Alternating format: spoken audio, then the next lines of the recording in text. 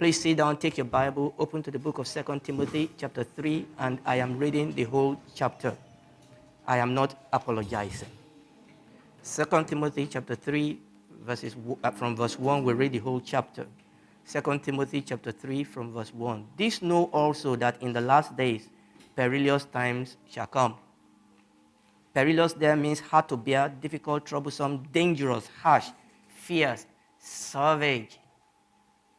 The Bible says, this know also that in the last days perilous times will come, difficult times.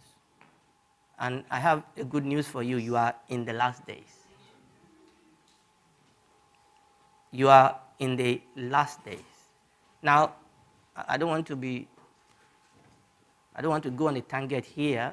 Actually, the last day started from the cross of our Lord Jesus Christ. That's the beginning of the last days. But you are in the last of the last days. You are in the last hours.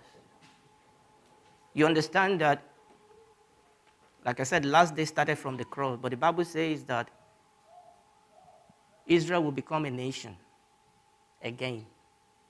And that from that point onward, the last day takes on another turn. There's no nation, listen to me very well, there's no nation that have been out of their country for more than a couple of years that are still able to return as a nation. Israel was scattered for over 1,000 years, about 1,500 years, and they still returned to their nation. They didn't return as just, a non-entity. They returned as an entity. Not only did they return, but they returned with their language. I'm not going to go into that now, but when Israel became a nation once again, the clock started ticking. Is somebody listening to me? But the Bible says, understand that in the last days, difficult times will come. You can pray, you can fast, dry one, wet one, difficult times are here. Perilous times, hard to bear, difficult, troublesome, dangerous, harsh, fierce, savage times. The things, the agitation that you are seeing around you is because the elements and the nations, is because the enemy knew that his time is short. Somebody listening to me. All those things that you are seeing around you, nations literally standing upon their head, it's because of the time in which we live. Somebody said we're supposed to be talking about stewardship. What's happening to him? I have no clue.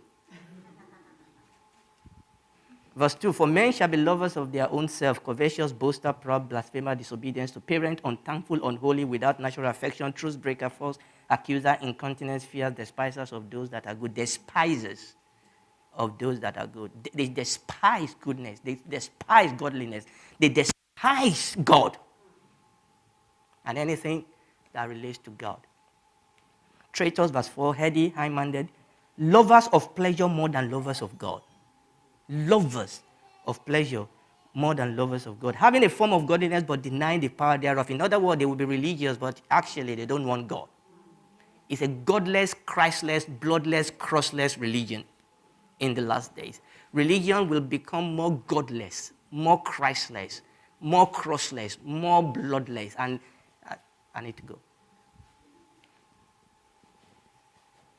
Verse 5 again. Having a form of godliness but denying the power thereof, from such turn away. From such what? Turn away. The Bible says don't dilly-dally, don't ecumenize. Ecumenism is the same God. No, we are not serving the same God. Someone listening to me. The Bible says from such turn away. No, you're praying for them, you are loving them. But the Bible says that you should not be unequally yoked with them. Someone listening to me. From such turn away. Verse 6. For of this sort are they which creep into houses and lead captive silly women laden with sin, led away with diverse lusts, ever learning and never come to the knowledge of the truth.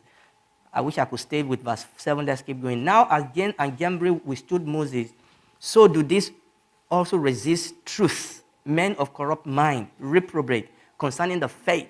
Truth, faith will be in danger in this last day. Resisting, changing, diluting another Jesus, another gospel. You know, we just want to be seeker friendly. We don't want to rock the boat. Verse 9, but they shall proceed no further. For their folly shall be manifest unto all men, as theirs also worse. But that was fully known. You know, the reason why I read all those things is for us to actually see the background that leads to where I'm going. Because what we are going to read on the second part is, we are very familiar with a lot of the things he's going to talk about now, but it's always good for us to understand the background. Because all of us know the last couple of scripture that say all scripture is given by the inspiration of God and is profitable. But how did we get there? He was talking about that within the background of this chaos, this perilous time, this difficult, savage time that is happening all around. And Paul is going to give us his own experience. Verse 10, but thou hast fully known my doctrine, manner of life, purpose, faith, long-suffering, charity, patience, persecution, affliction, which came unto me at Antioch, difficult time, at Iconium, at Lystra, what persecution I endured, but out of them all, the Lord delivered me. But out of them all, the Lord delivered me. It's interesting, the Lord delivered him, but once he was stoned and they left him for dead. But the Lord delivered him. Maybe we'll get to that. Once he had to be let down by a basket, but the Lord delivered him. You know, oftentimes we want God to deliver us from the problem, but sometimes God takes you through the problem.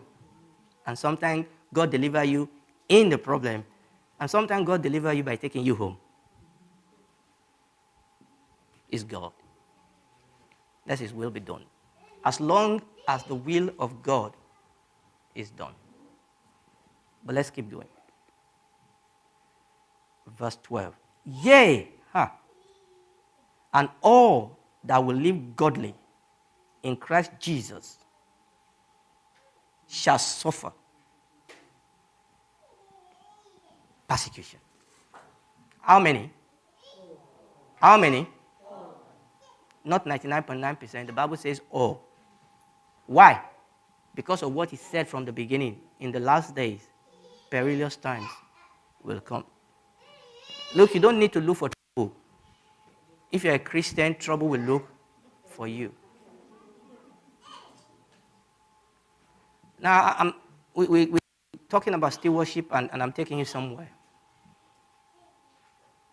No, we're not talking about being stupid. The Bible says, the Lord Jesus said, I'm sending you into the world.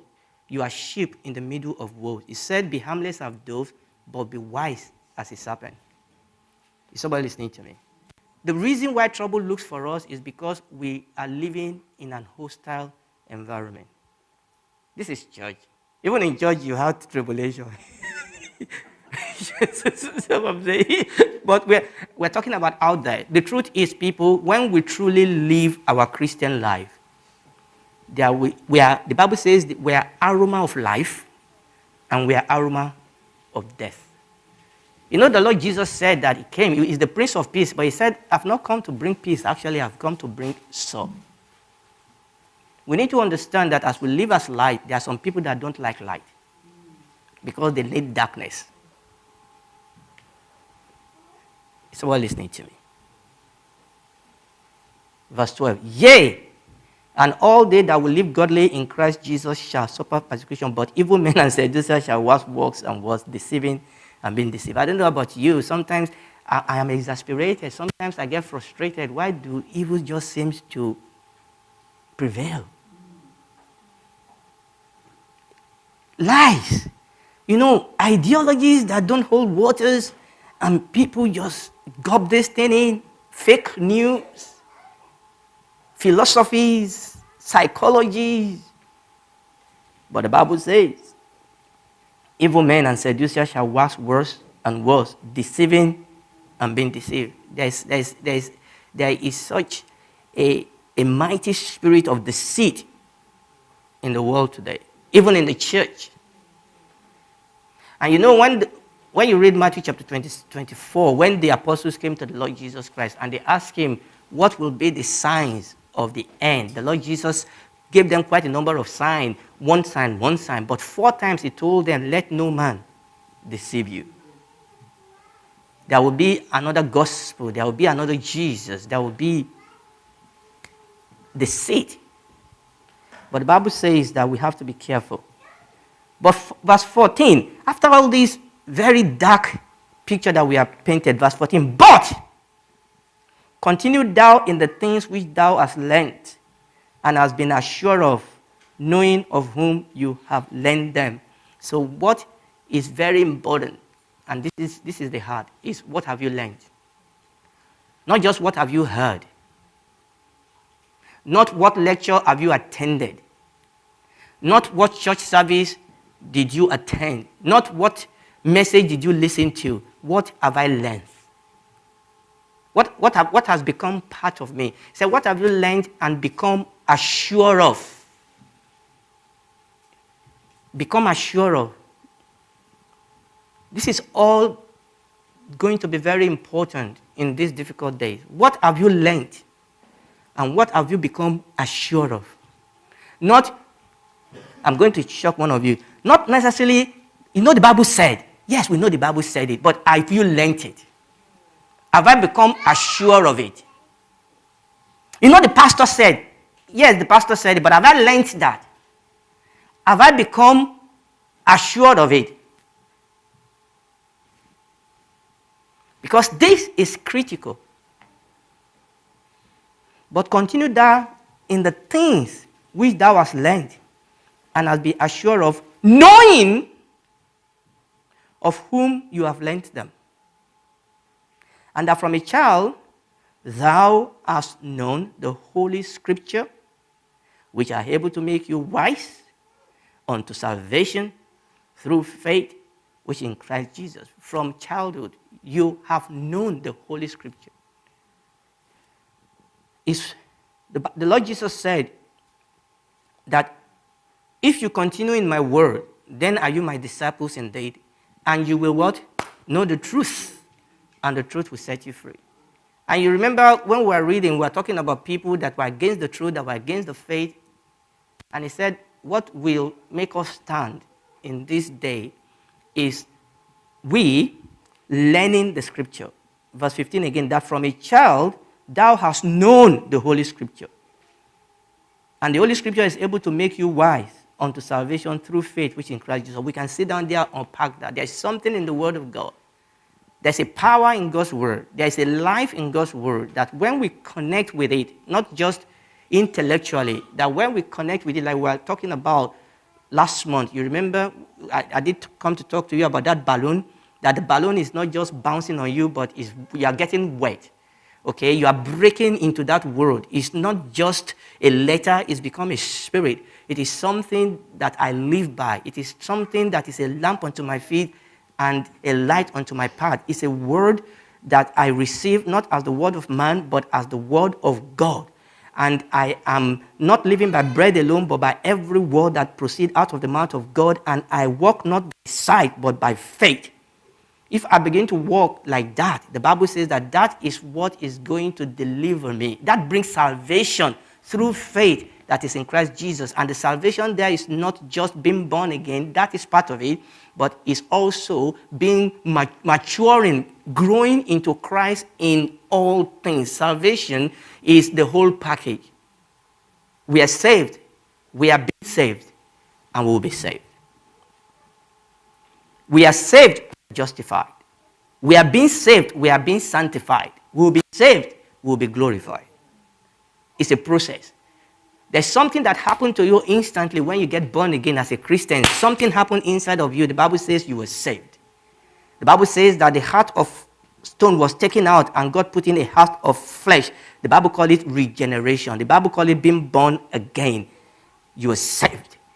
But the Bible says then from that point onward, you are just like a baby that is born into the kingdom, into the realm of heaven, into the government of God, into the operation of the things of the kingdom. You are just a baby. Yes, you have all the faculty, but the Bible says that as a newborn babe, we should desire the sincere milk of the word of God that we can grow thereby. Strong milk belongs only to those who by reason of use have their senses exercised. So you are born into this kingdom, but God wants us to grow in grace, the Bible says. And we have to grow in that kingdom. And that is sanctification.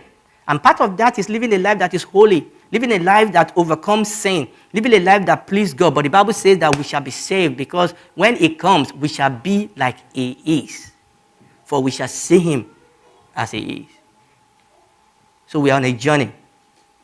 Verse 15 again. And that from a child thou hast known the Holy Scripture, which are able to make thee wise unto salvation through faith which is in Christ Jesus. All Scripture is given by the inspiration of God and is profitable for doctrine, for reproof, for correction, for instruction, that the man, the woman of God may be perfect, well equipped, thoroughly furnished unto all good works. So that is what led us to that Scripture. So that will be the anchor in the middle of all this chaos, in the middle of all this perilous time, in the middle of all this cracker going on. The Bible says that you have known the Scripture. And how do we know the Scripture? Is when we allow the Scripture. The Bible says that the Word of God is sharp.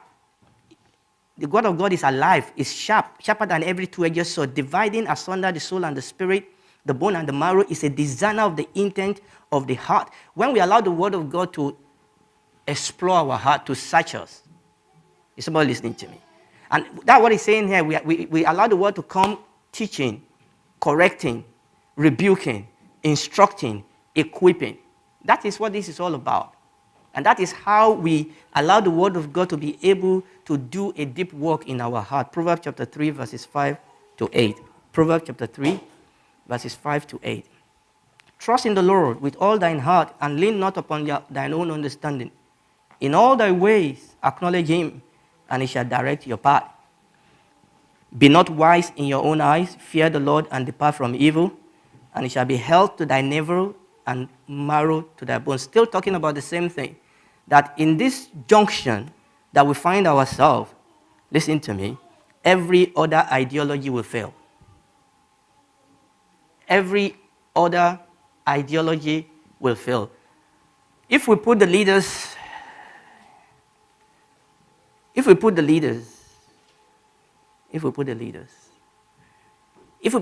of the world in a room and we close the door so that none of us listen to what they are saying, and if somehow God will permit you to hear what they are saying, I'll tell you what they are saying. We have no clue what is going on. I'll tell you what, all of them have no clue how they are going to handle what is going on.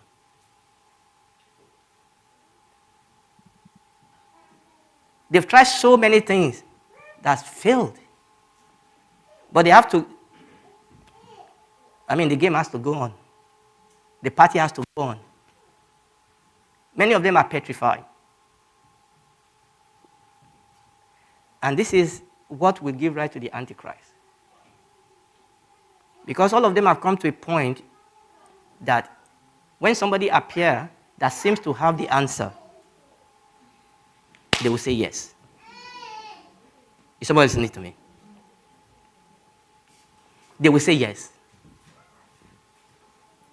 But the Bible says, trust in the Lord with all your heart and lean not upon your own understanding. It's not saying that we should not use our mind. That's not what it's saying. That's not what it's saying. What it's saying is exactly what we said earlier on. Understand that God is in control. Understand that God has the final say. In other words, don't let what you see and what you hear, what you feel, don't let what surrounds you be the final authority. They that dwell in the secret place of the Most High will abide under the shadow of the Almighty. I will say of the Lord, and he talks about there will be so many things happening around me, 1,000 by the right, 1,000 by the left, but he said, I will not be afraid. He will give his angel charges over me. Now, listen to me. That must not just be an head knowledge, that must be a knowing. Hallelujah. So why have I gone round and round and round? Obviously, we are talking about stewardship. And this month, by the grace of God, I will be going across a few of our branches. And I've decided that I'm going to put a title on all the messages that I preach across GVCs, starting last week in Loughborough. So I'm talking about hallmarks of a good stewardship. Hallmarks of a good stewardship. That is the general topic that I've put on it. Hallmarks of a good stewardship. And last week, Sunday, by the grace of God, when I was at Loughborough, I was talking about faithfulness. Today, I want to talk about it. I want to put a title on it called Never Fear, Only Trust and Obey. Actually, I wanted to call it Trust and Obedience. But I remember that song, Trust and Obey. So I decided that I will go to the song and I will take the title fully from it. And I'm not going to go through the song, but that title actually came from one of the verses. You know, the verse 1 says, when we walk with the Lord in the light of his word, what a glory he shares on our way. While we'll do his good will, he abides with us still, and will all who will trust and obey. Verse 4, which is where I took the title from, he said, then in fellowship sweet, we will sit at his feet, or we will walk by his side on the way. What he says, we will do. Where he sends, we will go. Never fear, only trust and obey. Never fear, only trust and obey. And I was looking at stewardship in the light of the end time. And that is the reason why I've read that Timothy. Because listen to me, it is very, very important that you understand that, and this is going to shock some of you, that your stewardship ultimately will throw you in the middle of worship and bring you hardship. I'll say that again. Your stewardship will ultimately throw you in the middle of worship and will bring across your path hardship. Somebody said, that's not what I want to learn. Is that true? Listen to me. That you need to understand that what God has committed to you, the devil hates it. Or let me put it this way, the devil hates you. That's what I'm trying to tell you. The devil hates you not because you're black. It's not because you're a woman. Now he can use all that. Black. No, he can come. That's not the reason why he hates you. He hates you because you are a child of God. Because you carry destiny. Obviously, we tell a steward is somebody that holds property in trustee for another. There is something God has deposited into your life that the devil hated. So when we talk about being a steward, understand that when we fully understand what God has committed into our hand, greater is he that is in you than he that's the world. The Bible says that you are the light of the world. You are the salt of the earth. Is somebody listening to me here? That is who you are. And that is the reason why Paul was telling Timothy. You know, Paul was mentoring Timothy. That is why Paul was telling Timothy that all they that will live godly on this earth, they will suffer persecution. Because to live godly is to manifest God. To live godly is not to try and impress people by your do's and don'ts. The Bible says, great is the mystery of godliness. God was manifested in the flesh, then he went and he was glorified in the spirit. So living in godliness is actually manifesting the gift and the glory and the power of God as a wife, as an husband, as a teacher, in your place of work, on the street, in the nation. We are here. The Bible says that the whole world is waiting for the manifestations of the sons and the daughters of God. The Bible says that the Bible says that God has called out the body. He has washed it by the washing of the water by the word. The Bible says is the head, we are his body. He said, the work that I do shall you do, and greater works than this shall you do, because I go unto my Father. That is what God has called us to do or to be. And in Loughborough last week, I was talking about faithfulness on our part. But today, I'm talking about don't be afraid. trust, and obey. Because like we read, the enemy would try as much as possible to make you be afraid. You remember when Peter was walking on the water? The Lord Jesus said, come. He was a steward. But then the Bible says he turned around and he saw the wind boisterous and he started to sink. Listen to me. The Lord Jesus told us that in the world we'll have tribulation. Few examples. Joseph in Genesis chapter 39 was a steward, but he ended up in prison. The three Hebrew children, they were stewards of the manifold grace and wisdom of God. They ended up in the fire. Daniel ended up in the lion's den. The apostles, they were beaten. Okay? Actually, I was going to take you to some places by Paul. In Lystra, he was stoned and left for dead. He was beaten a lot. Okay? What about Stephen? He was killed. This was God's steward. But do you know in every one of those cases, they glorified the name of God? But by the way, not all of them were delivered out of the tribulation. Stephen died, but he died a glorious death. Listen to me, and this is where I'm going to round up. This is the problem. Listen to me. If God called you as a steward to pass through the fire, His grace will be there. And when you come out of that, you will be more mature. Is somebody listening to me? I don't know all the answers. I don't know the reason why James has to be in prison and has to die.